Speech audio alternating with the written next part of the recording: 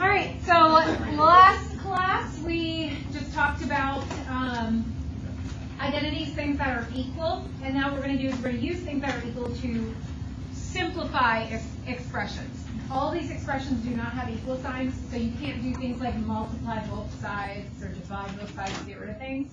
You're just making equivalent expressions using math rules that we've learned throughout since Algebra 1.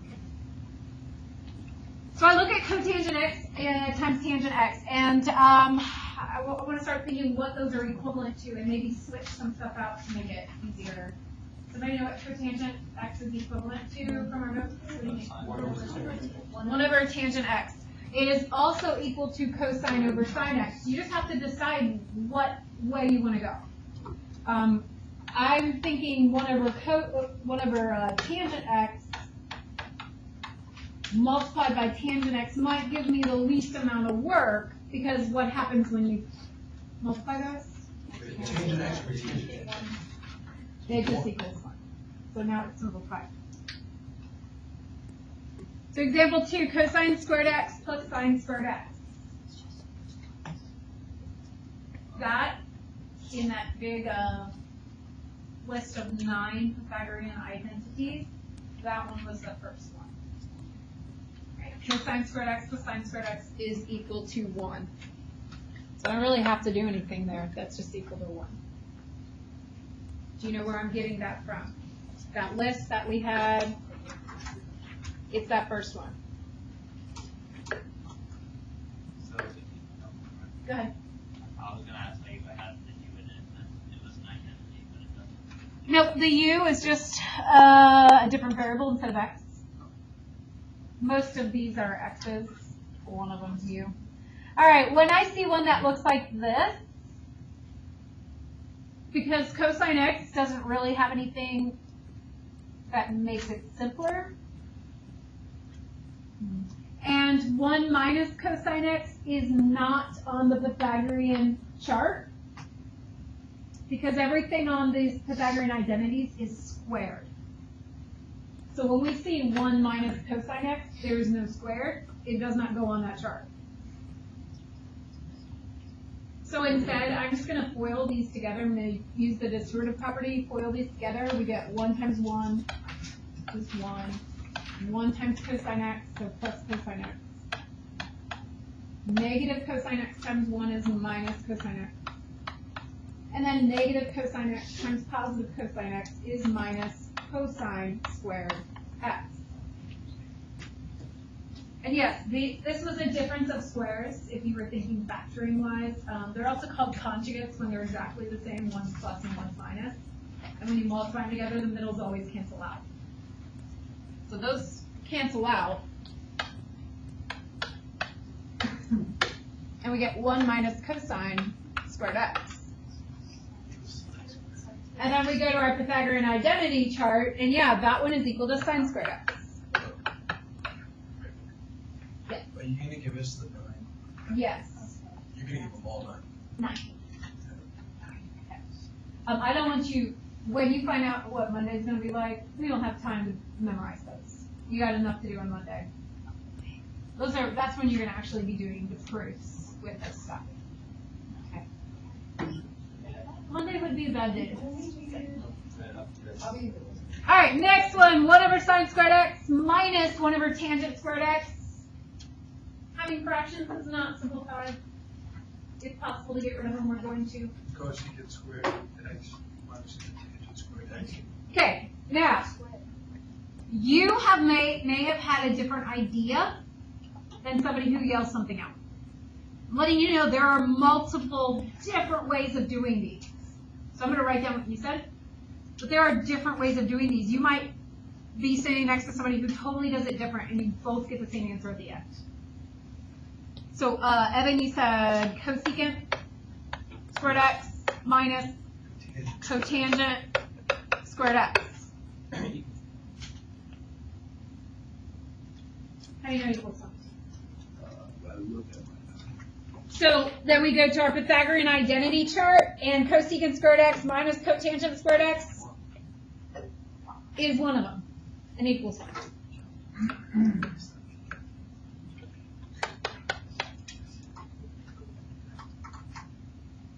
Simplified. Moving on. If you have questions as we're going, stop and ask so I can explain. Cotangent x multiplied by sine x. What's something that we could replace that is equivalent? Shada, cosine over sine.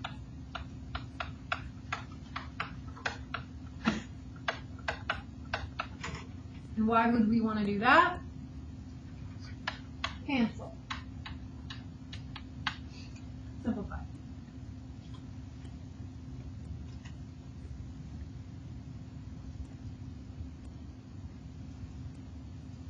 So the next one says 1 minus cosine squared x over sine x. 1 minus cosine squared x. Is that in our Pythagorean identities? 1 minus cosine? Yes. So it's sine squared x. And then that's over sine x. It is very important that you pay attention when it's squared or not squared. Because now at this point, we can cancel out one of those signs. And if you're not sure what I'm talking about, sine squared x is the same thing as sine x times sine x. And then we have the over sine x. So then those cancel. It was. It was 1 minus cosine squared x, which is equivalent to sine squared x. You are only allowed to cancel like this if there's multiplication in between. You can only cancel when there's multiplication like that. You can't do it if it's subtraction. Okay, next one, secant squared x multiplied by 1 minus sine squared x. Where do we want to start? Okay, so I hear two different ideas. If you look in the parentheses, 1 minus sine squared x, is that one of our 9? Yes. So secant squared x multiplied by cosine squared x. And what is secant squared x? 1 over cosine. 1 over cosine squared x. Yes. Honey, what? How'd you get, is it because it's secant x is 1 over cosine? So if Yes. it's squared, it's still. Yep. Same. Yep. If I had 1 over cosine multiplied by 1 over cosine, okay, that's the same thing as secant multiplied by secant, right? That top one would be 1 over cosine squared x. This one would be secant squared x, like they're equivalent. Oh, gotcha. Thank you. And then from here we cancel and we get 1.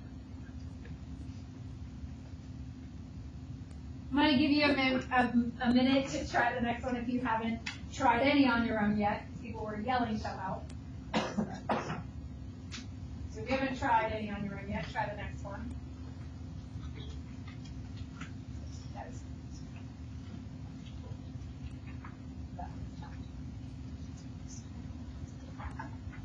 Yep, I'm going to go right. You have to try something, and you might have to rewrite it if it's wrong, but that's okay. Now you might want to pencil over today. That's it. No, Grace. Oh, that does Grace? Yeah. Oh, cool. Never mind. I didn't think you were doing it wrong. I just saw you right. Yeah. That one's not.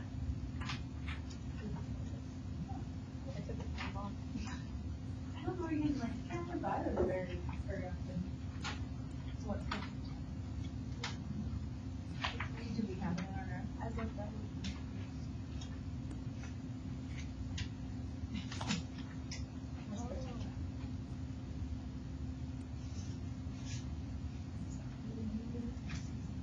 Just use whatever it has. Questions. So we have practice.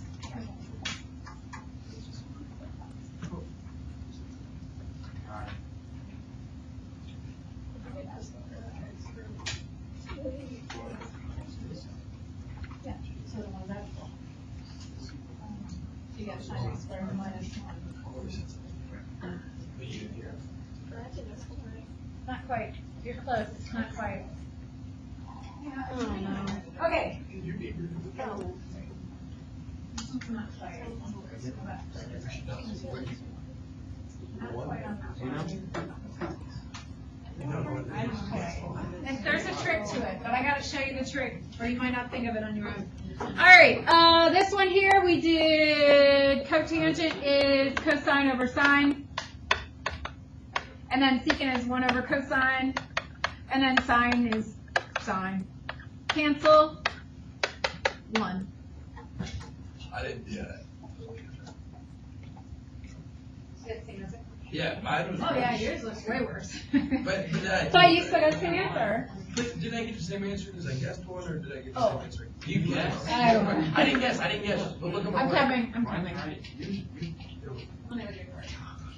So you did 1 over tangent, and you did 1 over cosine, and then you multiply those together, and then tangent is sine over cosine, cancel that, now you do it right. Say, just.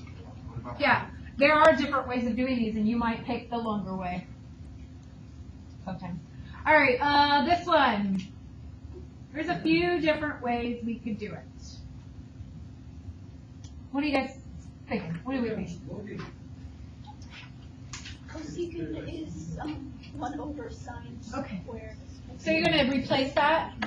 So you can get I said, how do you know I didn't get this? so like And then these cancel?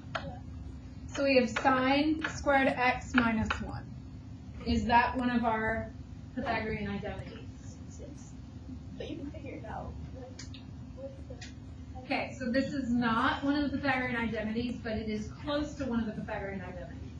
What's the Pythagorean identity look like? It's not this one. What's it look like? Sine squared x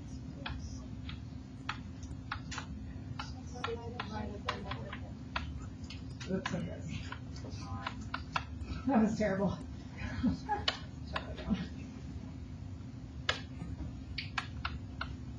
So the actual Pythagorean identity looks like this. So if you have sine squared x minus 1, if the signs, the sign for the 1 and the sign for the sign are, sign is in plus minus. If they're exactly opposite, if you want to change the signs, you want to switch the signs. I'm saying S-I-G-N-S, not S-I-N. We're going to factor out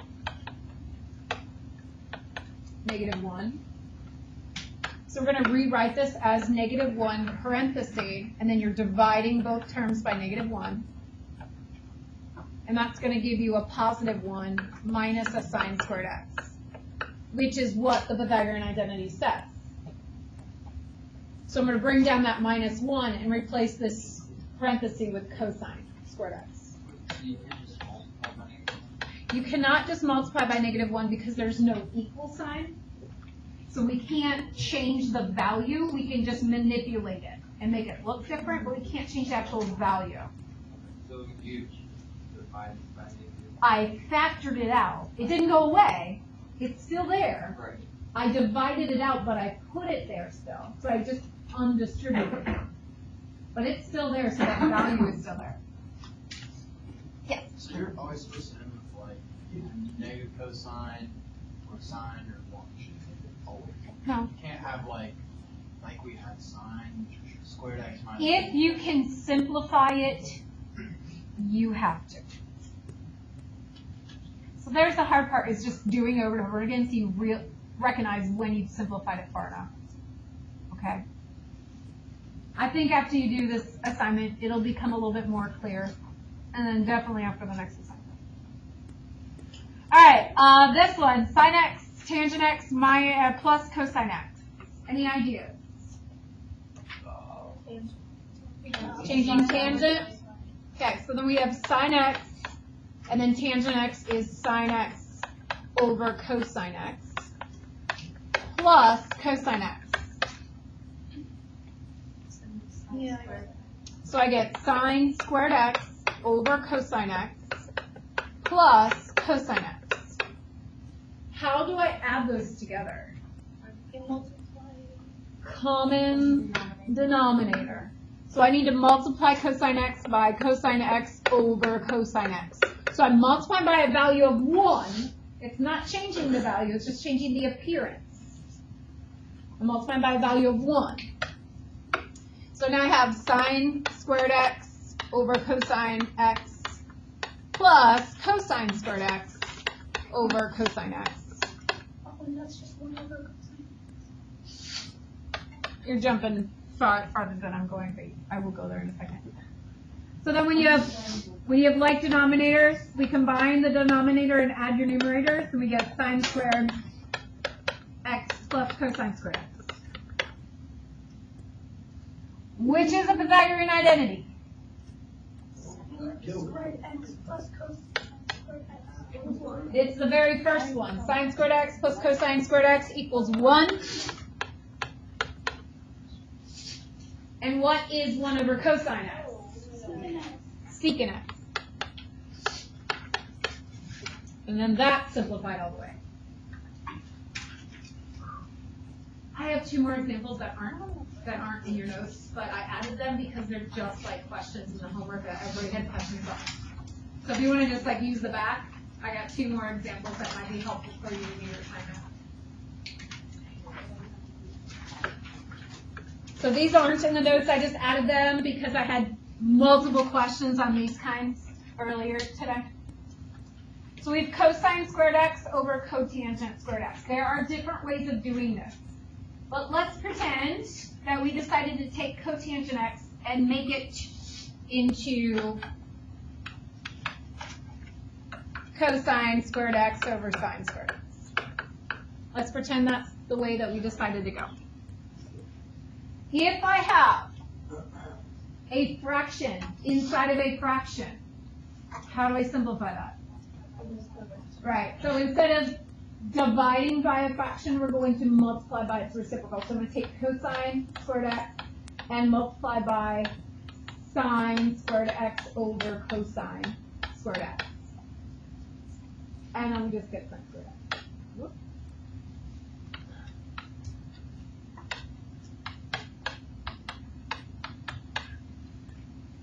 So that might happen to you where you have to multiply by the reciprocal in some form. And then the other example, again, there may be other ways of doing this kind, but I know that there is a question in your homework. We first look at it, we tried a bunch of other ways, and it makes it hard. And I had to erase, and I had to rework it a couple times, and I realized the best thing to do for this one was notice that this is a term, and this is a term, and they have a greatest common factor. So I'm going to factor out cosine squared x. And when I factor that out, I'm left with 1 minus sine squared x, which is one of our Pythagorean identities.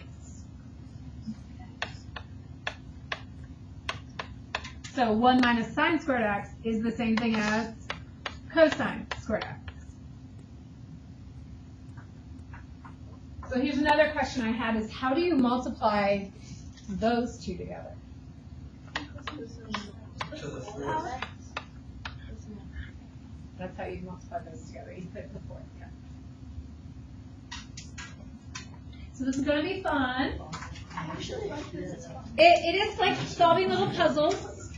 And remember I told you number 14, if you didn't change it yet, should be, oh no, what is it? What should it be?